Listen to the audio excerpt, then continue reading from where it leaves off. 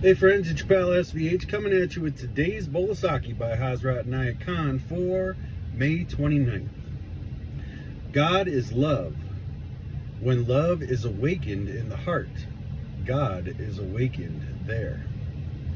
Yeah, this is a good one, and it's really true, because people say God is love, and what is love? Love is a binding force, right? It's a power that connects us to other people and connects us to the world, connects us with nature, connects us with all that's around us, connects us to God. Our love for God, our devotion to God is something that draws us closer to God, right? And Murshid makes a great point here. Some object to Christ being called divine, but if divinity is not sought in man, then in what shall we seek God? Can divinity be found in the tree, in the plant, in the stone? Yes, indeed, God is in all. But at the same time, it is in man that divinity is awakened, that God is awakened, that God can be seen. So, I'll probably spark some controversy on this one, but, people really of certain faiths really do have a problem with the notion that we are God, right? Or that we are a part of God, or that everything is God, right? When I say we are God, I'm not claiming that I'm God. I'm claiming that I have that divine connection with God, and the same powers of creation, the same divinity, the same divine qualities can be represented in man through the awakened heart. So awakening to the reality of that connection to God, we realize God, and God realizes and experiences this life through us. There's a great Sufi koan that says, I was a hidden treasure longing to be known, so I created myself so that I may be known. And that's really the beauty. God is, God exists in all things, right? And has been here as this hidden treasure. But how does God realize itself? How does God experience its creation, or his creation, or however you want to say it? How does God experience God's creation? Well, it's through creating us and being able to experience life through us and experience all the different nuances of good and bad that come through creating a species that have free will. And this is a really powerful thing, because when you awaken that realization within you that you are connected to God and there's no separation, then you start to live your life differently. You start to really have a larger scope of understanding of what your life really is about and what you can do with that life. And it's a beautiful sentiment.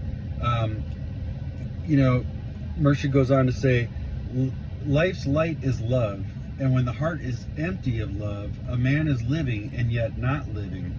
From a spiritual point of view, he is dead. When the heart is asleep, he is as though dead in this life. For one can only love through the heart. But love does not mean give and take. This is only a trade. It's selfishness. To give sixpence and receive a shilling is not love. Love is when one loves for the sake of love.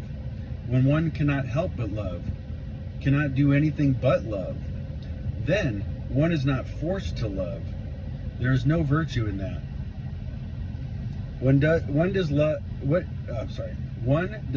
love because another does. It is simply there. It cannot be helped.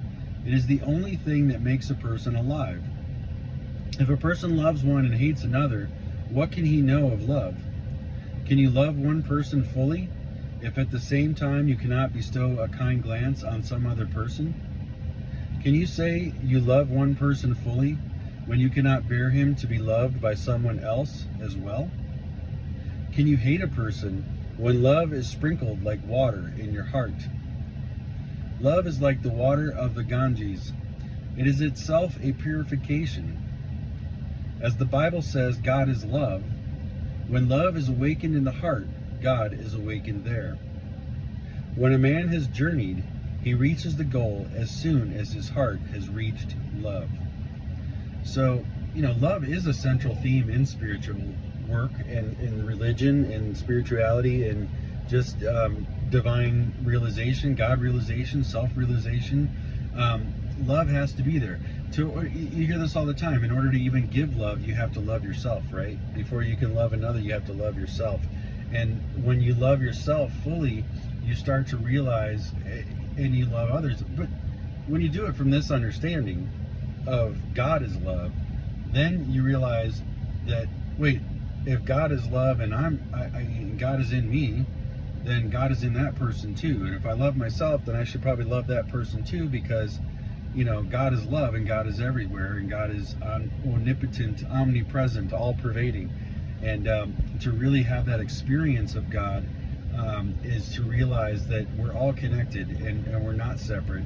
And when you create that separation is when you start to put the division up. Now, I'm not talking about romantic love, or you have to love everyone to a similar degree. Certainly you love your children, your parents, your family, your husband, your wife, your boyfriend, your girlfriend, probably to a greater degree than you love your coworkers or your neighbor, or just a passerby on the street.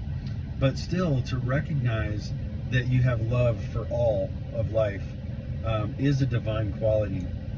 And that is when you really awaken the heart, and that's when God really becomes alive in the heart of man. So yeah, just some thoughts on today's Bowl of Saki, and I'll be back again tomorrow with another.